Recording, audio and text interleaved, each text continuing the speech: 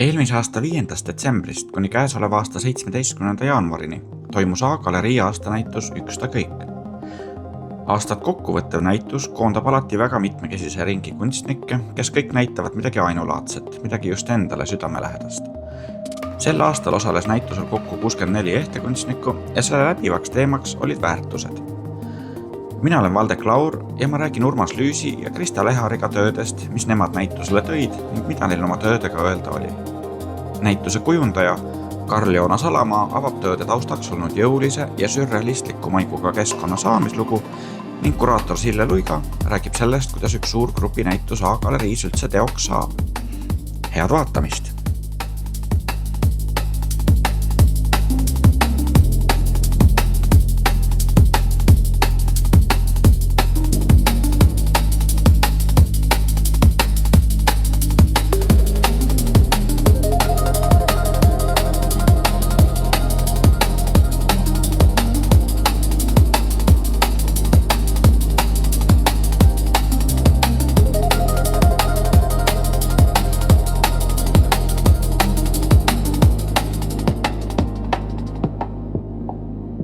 Grupinäituste, temaatiliste näituste puhul on ju alati hea, kui see näituse teema on hästi üldinimlik, siis kõik tööd, mis sa varasemalt oled teinud, lähevad ilusti sinna alla, sest sa niikuinii oma elus ju töötadki üldinimlike teemadega, et see töö oli mul ka valmis ja seisis Kunstiakadeemia töökojas jalus mul ei olnud teda kuskile panna ja siis tuli Sille selle näituse pakkumiseks, mõtlesin, et kuule, mul siin just on üks asi, mis oleks vaja eest ära saada ja nii ta siia akna peale sai.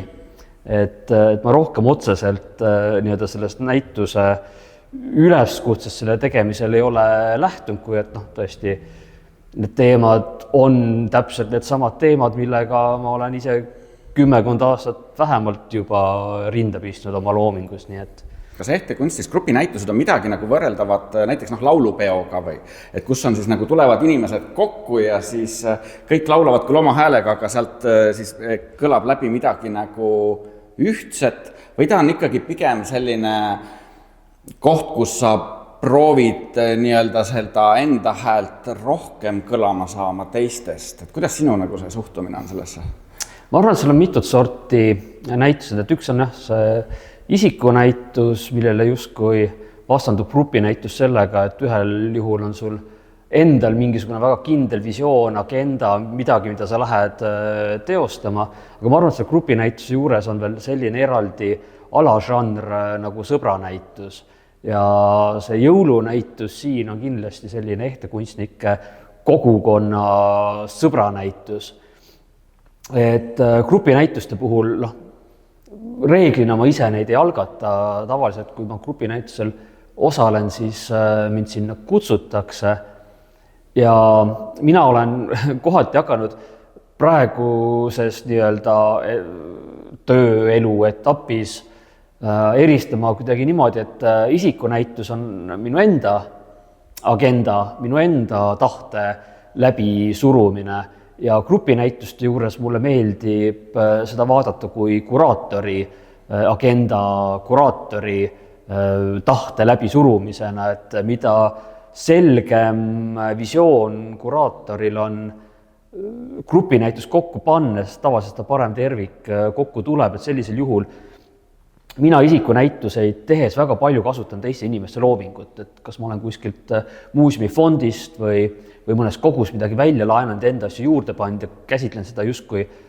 Lego klotside kogumit, millest ma seda enda maailma kokku ehitan, siis mul samas ei ole ka midagi selle vastu, kui keegi kuraator tuleb ja väga meelevaldselt tahab kasutada minu teost, et enda mingit nägemust luua, et kuraatori positsioon praeguses ajahetkes on järjest rohkem võrdsustunud kunstniku positsiooniga. Et ta ei ole lihtsalt see hall kardinal, kes kuskilt varjust niite tõmbab, vaid järjest rohkem on tekkinud selliseid kunstnik-kuraatoreid ja seal on need piirid palju meeldivamalt hägusemad. Kas sul on ka oluline see, et kui sa grupinäitusele tuled, et siis sinu töö astuks mingisugusesse dialoogi nende teiste kunstnike töödega või see on pigem nii-öelda teisejärguline ja sa jätad selle siis nii-öelda kuraatori ülesandeks, et vaadata, kuidas see dialoog nagu tekib? Need dialoogid on ju vajalikud, et kui neid dialoogi ei teki, siis on kuraator jätnud oma töö tegemata. See on hästi lihtne. Mul on erinevaid agendasid endal ka grupinäitustega, et selle näituse agenda justkui võiks olla see, et väljanähtavust pühade ajal tõsta selle ajal, kui inimestel on rohkem vaba aega, sageli ka rohkem lõtvust rahakotiraudades ja rohkem lihtsalt aega käia ja uudistada. Näiteks väga hea meelega ma olen teinud näituseid väikestes kohtades, võrdlemisi väikestes kohtades, et nüüd eelmine suvi oli mul Ants Laikmaa majamuuseumis näitus siis Taebla lähedal Kadarpiku külas. Nüüd mul tuleb Võrus näitus, siis tuleb Asukülas tuleb näitus ja siis Reigi pastoraadis Hiiumaal. Et nendes kohtades näiteks grupinäitusel osalemine on mul juba siuke regionaalpoliitiline eetikatunne, mis minus ütleb, et ma tahan oma loomingut lihtsalt rohkem hajutada. Et ütleme nii, et see eesmärk, miks mingil grupinäitusel osaleda, ikkagi väga selgelt oleneb sellest kontekstist, miks ma seal olla tahan. Ja kui mul seda tahet ei ole, siis ma ootan, et see tahe süstitaks mulle kuraatori poolt. Nende väikeste näituste külastajana ma ütlen, et need on alati väga lahedad, just need sellised mingid iseloomulikud keskkonnad, et see, kui sa lähedki nagu nii-öelda valgest kastist välja ja näiteks sama Laikmaa majamuuseumi, see maja ise oli juba tegelikult ju väga siukse tugeva atmosfääriga koht nagu. Nad on tugeva atmosfääriga koht, sest siuksed institutsionaalsed näituse ruumid, nad ongi miks siuke White Cube formaat välja kujunes selle jaoks, et seal oleks hästi kiiresti võimalik näituseid vahetada ja samas, et ta oleks võimalikult neutraalne iseloomutu nende asjade kõrval ja ei hakkaks konkureerima tööde endaga, mis välistab selle mingisuguse kontekstuaalse ruumilise aspekti sealt. Samas ongi, et seal väiksemates kohtades sa küll ei saa institutsiooni poolt nii palju tuge ja toetust, et seda asja üles ehitada, sa pead ise palju rohkem rabelema. Seal on see ruum tänu sellele hästi palju intensiivsem, ta ei ole tihtipeale mõeldud näituse tegemiseks edasi. Ja samas on see, et sellises olukorras need suhtevõrgustikud ei ole niivõrd jäigalt paika loksunud, et nad on palju kuidagi, et see kristallside selle aine sees on palju lõdvem, ta on palju kiiremini reageerivam mingitele asjadele. Miks ma just näiteks Võrru tahan minna näitust tegema, ongi see, et neil on väga suured muuseumikogud, mille hoidmise tingimused ei ole nõukogude ajast saati grammigi muutunud, aga tänu sellele võrreldes sellega, kui ma tegin Kumus näitust, siis kusagil kunstimuuseumi kogudes mul olid väga suured piirangud, kui lähedale ma üldse mingile teosele tohtsin minna, mida ma pidin vaatama välja kusagilt muisilehelt ja alles siis toodi värisevate valgete skinnastes kätega see mulle ette. Samas kui Võrus nüüd ma lähen nädalaks ajaks ja siis ma lihtsalt veedan seal kogudes ja sobran ja vaatan. Et tänu sellele need suhted ei ole nii fikseeritud, nii reglementeeritud, siis kunstnikuna on mul väikeses kohtus palju rohkem loomingulist vabadust ja väljakutset tegutseda. Räägime natuke sellest tööst ka, mis sa oled siin aastanäitusele toonud, et nagu sa ise ütlesid, et sulle sellised robustsed asjad meeldivad, eks ju, ja see on ikkagi küllaltki jõuline sepis. Jah, see sepis sündis ühelt poolt väga keeruliselt, teiselt poolt väga lihtsalt. Ja lihtsalt kuidagi asjaolude kokku sattumisel ja nende kokkusattumiste ära tundmisel. See alguse sellest, et mu sõbranna kutsus sünnipäevale Haapsalu lähedal. Ja tema elab selles mõttes korraliku maainimese elu, et töötab laudas, peab suurt talupidamist, kõiksugu loomad jooksevad maja ümber ringi, kui liha tahab, läheb hoovi peale, lööb liha maha. Ja siis õhtul ta tegi korralikku sauna, tal on väga ilus vana suur suitsusaun. Riputasime ühe hiljuti siit ilmast lahkunud kana enne sauna kütmist lae alla. Pärast kui saunas käidud, oli kana valmis, sai süüa. Ja siis hommikul, enne kui ma hakkasin ära minema sealt, siis ta ütles, et tal isast on jäänud kuuri alla suur hunnik vanarauda, et järsku ma leian sealt enda jaoks midagi ägedat.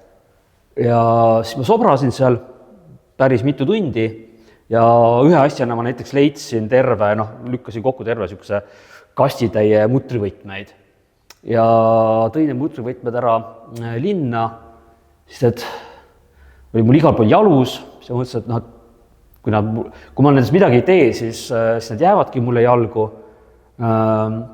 Võtsin need mutrivõtmed, need on siin igal pool lehtedena näha, et ma hakkasingi siis partsu all, selle suure suruhu haamri all, teda kuidagi lehtedeks venitama, tulidki nagu puulehed. Siis ma mõtlesin, et mis ma nende puulehtedega teen, et nad vedelesid mul seal sepikoja põrandal nagu sügisene kuhi tammelehti ja siis mõtlesin, et davai, et ma keevitan nad siis mingisuguseks struktuuriks kokku.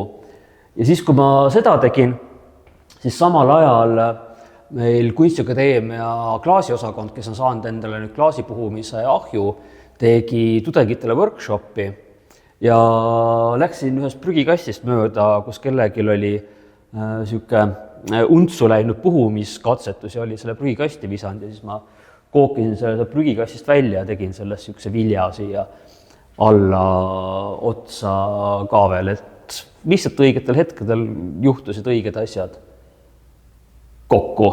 Kõhu sai täis ja töö sai üles. Ja et nimi on Jõuluehe, et see on A-galerii jõulunäitus ja A-galerii on ehte galerii, nii et on siis justkui jõuluehte näitus ja siis ta ongi jõuluehe, mida saab näitusel, jõuluehte näitusel näidata. Ja selle klaaselemendiga on siin ka täiesti selline nii-öelda taaskasutuse moment juures olemas.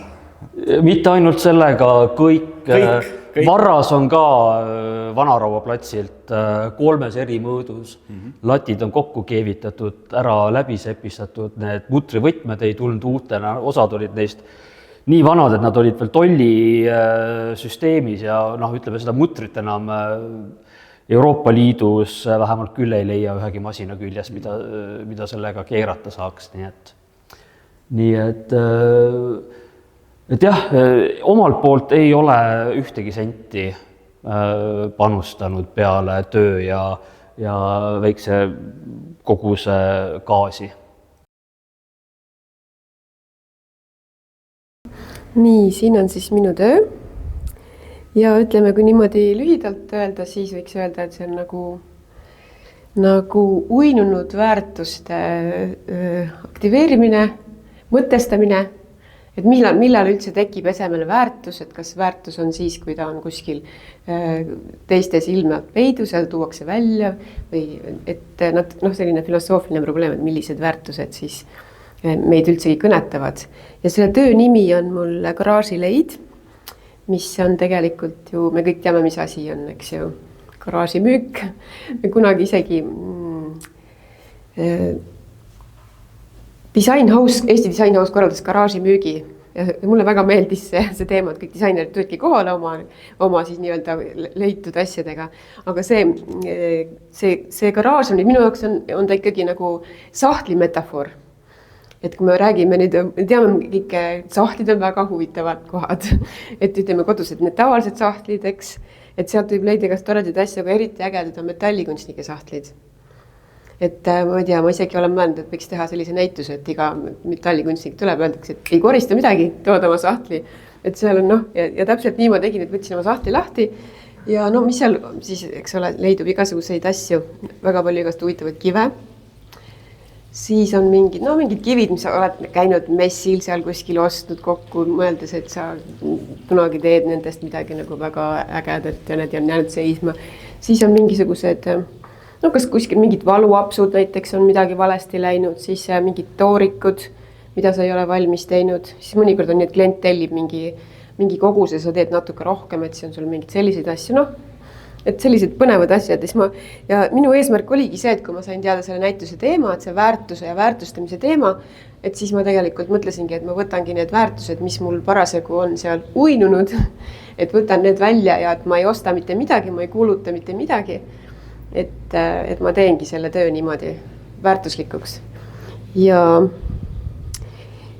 siis need asjad, mis ma leidsin, need ma siis komponeerisin siin selliseks ehteks, mis on siis nagu ühtlasi pross ja ühtlasi ka võib ta olla siis nagu kaelakee. Et siin on see ripats on siin ka, et seda võib nagu võtta ära, kui ei taha seda parasjagu kanda. Ja mulle meeldib see muidugi see, kuidas see on eksponeeritud, et see annab sinna nii palju juurde. Et ta on nagu, ma ei tea, kui see Karl Joonas neid tegi, ta tegelikult tegi sama asja, ta ju väärtustas, eks ole, uuesti ja samas andis selle nagu uue funktsiooni sellele. Et kui need olid enne rõivad, mis olid kantavuse funktsioon, siis nüüd on nad midagi, mida sa saad kogeda hoopis teise nurga alt. Et selles mõttes mulle hästi meeldib, me ei teadnud, milline see tuleb, eks ole, see näituse kujundus, aga see oli nagu vapustavalt äge. Ma isegi näinud ühte kunstikriitiku postitust sotsiaalmeedias, kus tegelikult ehetest väga palju juttu ei olnudki, põhiliselt nendest tegelastest. Ja mul oli hea meel ka näha, et selline ehte kunsti Grand Old Lady, nagu võib öelda, et Raili Vinn, et ma olen temaga ühte kohta sattunud. Ja ma ei tea, mida ta nendega mõtles, et mulle tegelikult oleks hästi meeldinud, kui Karl Joonas oleks nagu natuke võib-olla ka pannud neile nimesid. Et ma ise näen siin millegi pärast väikseid vihjeid nagu Rodinile, aga ma ei tea miks, et võib-olla see mõtleja siin või mingid sellised asjad. Aga võib-olla on just tore, et igaüks nagu leiab ise siit minu jaoks on see natuke mingi kindral, kes on natuke nagu väsinud või ta ei saa nagu täpselt aru, et miks ja kuidas. Et selles mõttes on see hästi kihvt teema tegelikult. Ja ma olen lugenud kõik läbi need kontseptsioonid ja pealkirjad ja see on tõeliselt huvitav näitus. Tõeliselt nagu kihvt. Räägi võib-olla mõne sõnaga sellest, et mida selline mõiste nagu väärtus üldse sinu jaoks tähendab?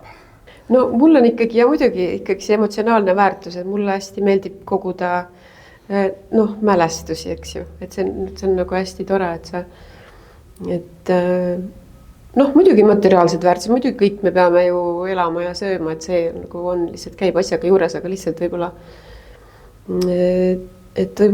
võib-olla unustatakse natuke ära need mingisugused sellised põhiväärtused.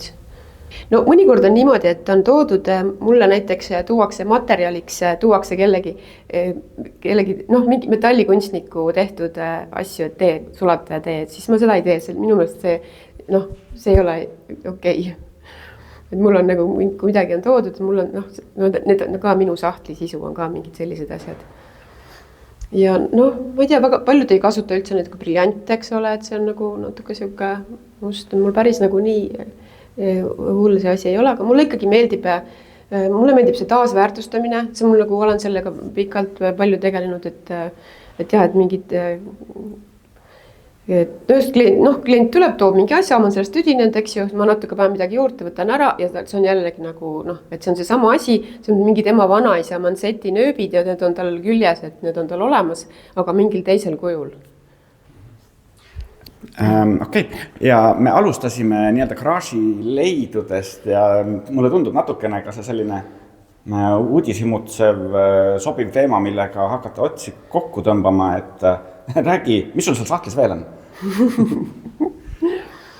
Ma arvan, et ma olen kuhjaja ja mul on veel see asi ka, et kuna mu isa oli ka metallikunstnik, siis tegelikult on mul ka kõik isa sahtlid on mul ka ju alles veel, eks ole. Et selles mõttes on hästi ja siin ongi need, eks see liblikas on mul ka leitud seal isa sahtlist. Et mul on seal erinevad stantsid, mida võib-olla kunagi veel kasutada. Siis on mingid huvitavaid materjale, mingisuguseid väga vanadest aegadest mingid, isa on kuskil välja löönud mingid kotkaid näiteks ja mis on välja saagimata jäänud ja need kõik ootavad oma aega seal, nad tegelikult on nagu, praegu nad on lihtsalt plönnid, aga siis nad tulevad siia galeriisse ja nad on jällegi äratatud, väärtus on uuesti ellu äratatud. Ma lähtusin paljuski sellest, kuidas tuua kokku sellel keerulisel aastal paljud erinevate kunstnike looming, sidudes sellega enda uuemad teosedki, mille hulgas on tekstiilist valminud portreepüste meenutavad skulptuurid, kes siis oma sellise nukra ja võib-olla väsinud vormiga astuvad sellisesse dialoogi nende paljude erinevate ehetega, erinevate lugudega ning ärkavad seeläbi justkui ellu. See on siis 3. aasta, kui ma korraldan seda aasta näitust või olen selle koordineerimise ja korraldusega tihedamini seotud. Ja mul on kujunenud kuidagi välja selline rütm, et suvel hakkan nagu mõtlema seda teemat, sest et tahaks alati, et oleks nagu hästi kuidagi aastat kajastav ja iseloomustav teema valitud lõpuks ja siis aasta alguses veel eriti ei saa aru, eks ju, ja siis suvel tundub selline hea hetk välja panna see mingi teema. Ja siis see aasta ka suvel hakkasin rääkima erinevate kunstnikega, et mida nemad nagu tajuvad, et mis selle 2025 justkui iseloomustav sõna või sihuke teema võiks olla ja kõik kuidagi rääkisid sellest, et hinnatõus, mingid majandusraskused, just see nagu rahaline pool, eks ju. Ja et igal pool uudistes ka nagu ainult need maksutõusud, hinnatõusud on nagu teemaks ja oligi, et aga äkki siis teeme sellest näituse, aga et tegelikkuses kõik need hinnad kajastavad pigem mingit väärtuspakkumist ja siis sealt tuligi, arenes välja see, et teha siis väärtus kui teema näitus.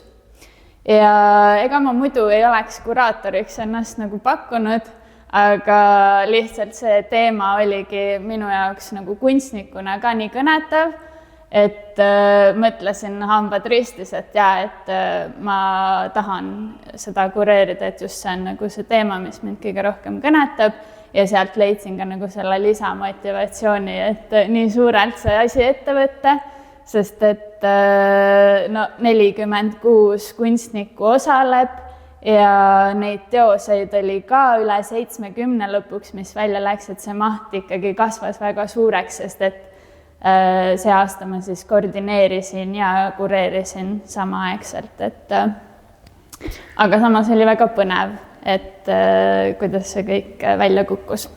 Näituse nimi on Üks ta kõik. Ma pigem ütleksin Üks ta kõik.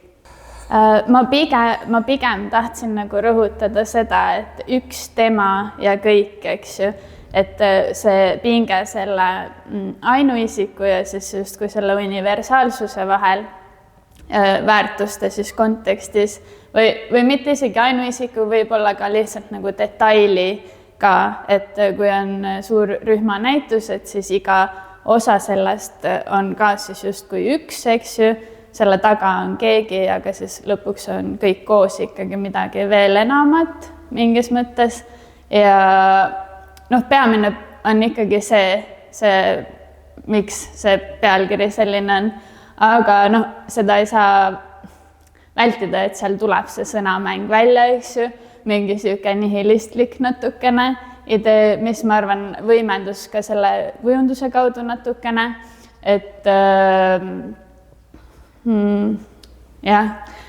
need püstid ikkagi meenutavad väga sellist monumentaalkunsti, püstid, mis on tehtud kuulsatest inimestest, kes on lahkunud juba ja siis sealt justkui tuleb see, ma ei tea, kas öelda iroonia, see on pigem nagu lihtsalt elu tõsiasi, et üks ta kõik, eks ju, et vahet ei ole, kui monumentaalne ja suur su elu on olnud, lõpuks see ikkagi lõpeb, eks ju, või siis vastupidi, et see just ongi nagu see, mille nimel nagu teha kõike, mis meil on siin. Kuidas kunstnikud selle ideega kaasa tulid, kas nad tõid sulle teoseid, mis olidki kindlalt läbi mõeldud sellel teemal? Ilmselt oli siin ütleme nii, et mitmekesiseid lähenemisi. Jah, et iga aasta ikkagi on inimesi, kes väga pingutavad selle nimel, et see teema kõnetab neid ja nad teevad uue teose, mida ei ole varem eksponeeritud. Ja see aasta samamoodi oli mitmeid selliseid töid ja mingis mõttes see on piisavalt universaalne teema samuti, et iga kunstnik leiab oma loomingust midagi, mis seda võib iseloomustada mingi nurga alt. Et väärtus ei ole mingi üheselt mõistetav, lihtne mõiste, vaid ta on pigem siuke mõisteväli, mida saabki siis erinevatest külgedest avada. Siin tuleb välja, et 46 küljest, aga tegelikult veel rohkemastki. See on ju tegelikult väga selline personaalne, et mis kellegi jaoks väärtus üldsegi nagu väärtusena on. Mida sinu jaoks väärtus tähendab, ütleme siis nii? No, raske on tuua ju mingit ühte või paari välja, eks ju. Et mina ise kuraatori ja selle näituse kontekstis, ma arvan, et see kõige suurem väärtus on mingi siukese tabamatu kunstilise imehetke tekkimine. See on väga selline nagu kuidagi pompoosne välja öelda. Ma arvan, et kuraatorina seda võib välja öelda, aga kunstnikuna ma võib-olla ei ütleks, et see on kõige olulisem mu töö juures. Aga et jah, et seal tekib mingi selline ootamatuse hetk, et kõik kuidagi langeb kokku täiesti uudsel viisil, mis kuidagi muudab mingit mõtteviise, mingeid arusaami, aitab luua uusi suhteid ja toob inimesi kokku mingite ideede arendamiseks, et see on nagu kõige suurem väärtus kunsti puhul ja selle näituse puhul ja A-galerii puhul.